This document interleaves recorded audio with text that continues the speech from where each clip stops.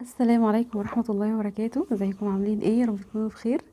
النهارده ان شاء الله هنعمل مفرش شبه طبعا اللي عملناه الحلقة اللي فاتت. ليه بس اللي هيكون لترابيزة الانتريه. تمام. فاحنا طبعا معانا نفس القماشة، لكن انا هغير في الجبير اللي احنا حطيناه على الطرف، وجبت ده. انا هخليه المرة دي ايه يعني مدندش شوية. لان انا عرفت برضو ان يعني في يعني طالع موضة اليومين دول. حاجات زي كده بتبقى محطوطة على الكوشن او الحاجات دي. فانا قلت ايه اغير شوية واخلي ده مدندش شوية عن عن مفرش السفرة. ويلا بقى بينا نشوف هنعمل ايه. دلوقتي انا عندي السفرة بتاعت او ترابيزة الانتريه عندي مستطيلة.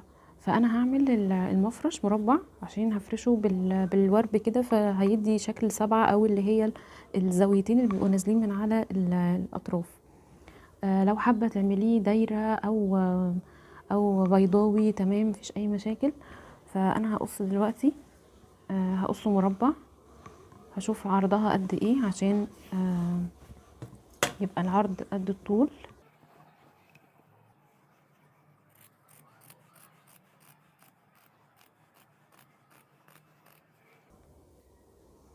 طبعا انا بقى معايا قماشة من القماشة اللي فاتت، فعشان كده شفت العرض اللي معايا وخدت زيه وعملتها مثلث و... وقست الايه المربع اللي انا عايزاه. تمام كده. فهنيجي طبعا دلوقتي نجيب الشريط الحلو بتاعنا ده ونبدأ نخيطه على الطرف برضو. عيد بقى فجبت حاجة مدندشة شوية بس. طبعا ايه هنيجي دلوقتي بقى على المكنة. هنعمل ايه دلوقتي؟ هناخد طبعا هننضف القماشة وهنتنيها التانية في تانية عشان ننضف القماشة. بس عايزينها المرة دي اصغر شوية من المفرش بتاع المرة اللي فاتت، عشان الايه الشريط اللي انا هحطه تل. فمش عايزة تبقى الايه وهو المفرش نفسه اصلا القماشة نفسها صغيرة مش كبيرة زي مفرش السفرة.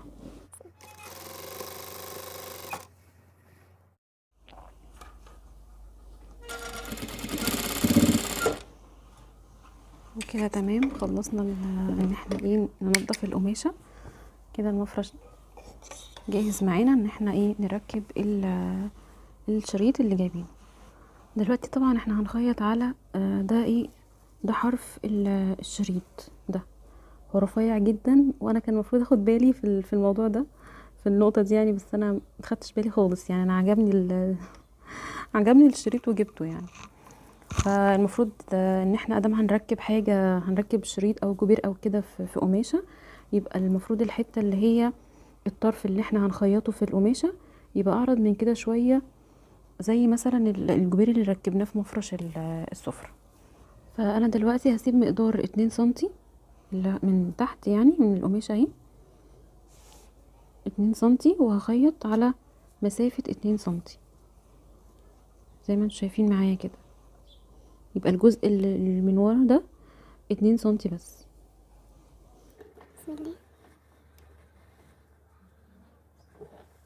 انا همشي بالظبط على الخط الرفيع ده.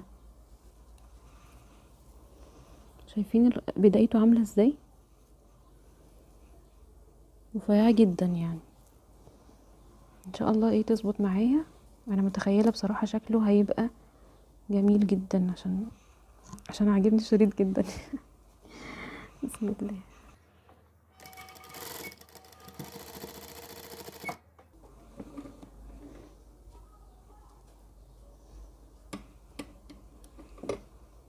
حاليا يعني في الموقف اللي انا فيه ده، المفروض ان انا ابقى عامله الابره على وضع ان هي لما تقف تبقى جوه في القماش،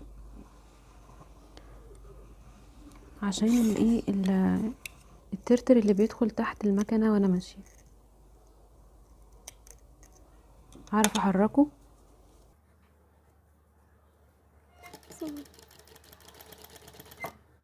دلوقتي هنيجي عند الزاوية.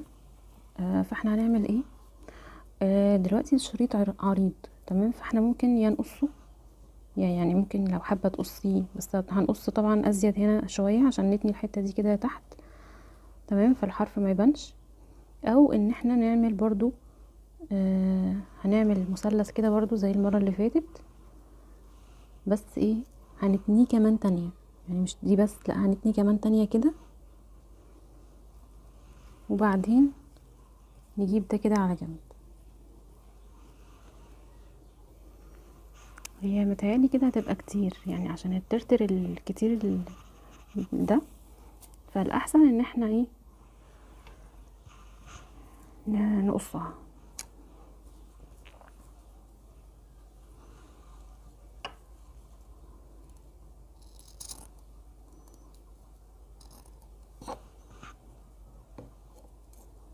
الترتر ده عامل أزمة بصراحة في الخياطة، بس هو شكله جميل. يعني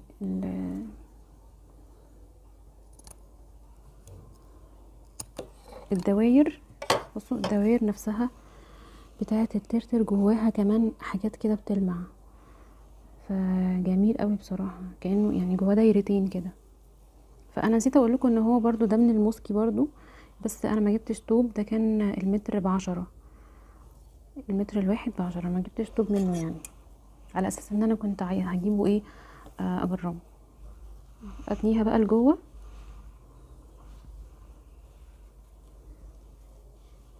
اهي، وخيط عادي.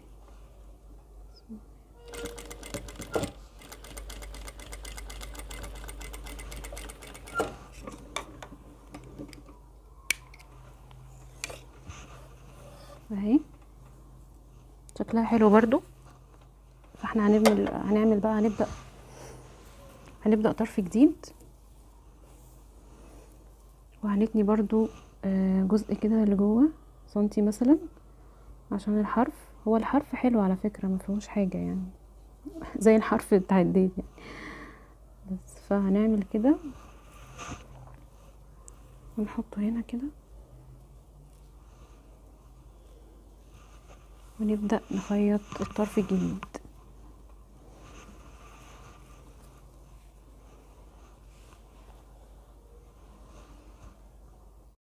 انا دلوقتي هبدأ الطرف التاني، مش من الخياطة دي، من عند اول الشريط، لا انا هدخل جوه شوية كأني ببدأ من اول القماشة، عشان ما يبقاش في فرق كبير قوي، يعني ما تبقاش الزاوية كبيرة قوي ما بين، بصوا كده،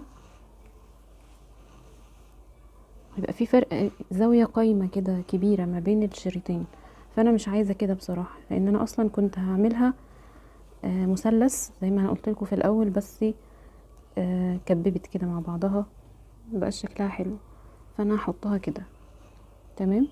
فيبقى كده الايه، المسافة صغرت شوية اهو، وامشي برضو على نفس المسافة اللي هي الايه، ال2 سنتي. بس ادبس كده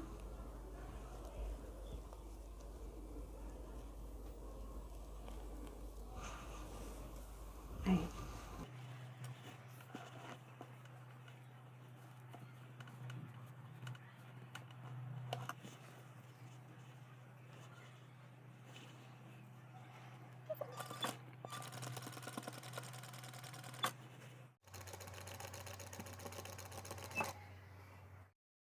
تمام كده، خلصنا المفرش. يلا بينا نشوفه على الترابيزة، وهنشوف حاجة كمان كده، ايه، هنشوف هتنفع ولا لا، يعني مع بعض.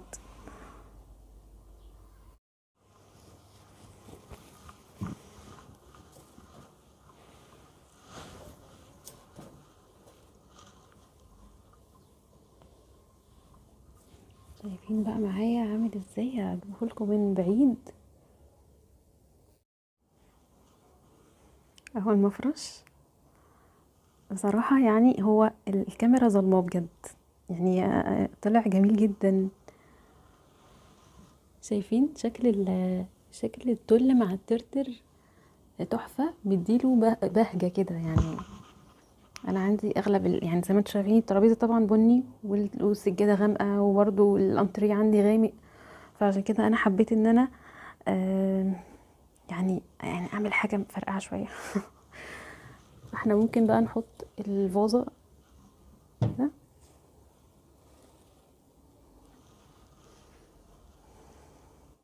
شايفين شكله خطير بجد، يعني انا فرحانه بيه جدا بصراحه. هو بقى عايز يتكوي طبعا عشان القماشه يعني كرمشه، عشان الشكل يبقى احلى. فدلوقتي انا كنت هعمل ايه؟ آه كنت هجيب برضو نفس بس هو الظاهر كده مش محتاج يعني. زي ما عملنا في المفرش بتاع السفرة المرة اللي فاتت، ان انا عملت ورد في النص وحطيت الفازة جوه الايه، جوه الورد اللي انا عملته في نص المفرش. فانا كنت برضو عايزة اعمل كده، ان انا برضو من نفس الشريط، بس ما كنتش هعمل دايرة، انا كنت هعمل مربع برضو. تمام، بحيث ان هو لما يتحط بنفس الوردة دي يدي ايه، يدي الشكل اللي هو السبعة ده اللي هو بيبقى بزاوية. فانا لو حطيت كده مش عارفة بقى، حاسة ان هو ممكن يكون مثلا اوفر، بس استنى اظبطهولكوا كده بالدبابيس ونشوف مع بعض. شايفين شكل المفرش بعد ما حطيت مربع زيادة في النص زي مفرش السفرة؟ مش عارفة، حسيته قلب مفرش سواريه كده. مش عارفة. عموما انتوا قولولي بقى رأيكم في التعليقات. شكل المربع اللي جوه الداخلي ده حلو برضو ولا كده اوفر؟ انا عموما هخليه حاليا بال زي ما هو بالشريط الاولاني اللي احنا عملناه مع بعض. ومن هنا بقى معلش هتقلبوا التليفون عشان تشوفوا الصورة كويس، عشان انا اتلخبطت في التصوير وصورت الصورة بزاوية تانية. فعايزاكم تقولولي بقى رأيكم في انهي فازة احطها، والورد هل الملون ولا الاوف وايت السادة؟ انهي هيكون احلى؟ وطبعا انا طبعا لما لقيت المفرش جميل كده، فجربت ان انا احطه على الانتريه، وفعلا طلع شكله جميل. فعايزاكم برضو تقولوا لي رأيكم. زي ما انتوا شايفين كده، مرة حطيته في النص ومرة على الجنب، كان شكله حلو في الوضعين يعني. يعني ايه رأيكم، اخلي الشريط اللي في المربع ده المربع الداخلي، ولا اشيله هيبقى اهدى شوية؟ لان هو كده كده اصلا يعني الترتر عامل شغل لوحده يعني.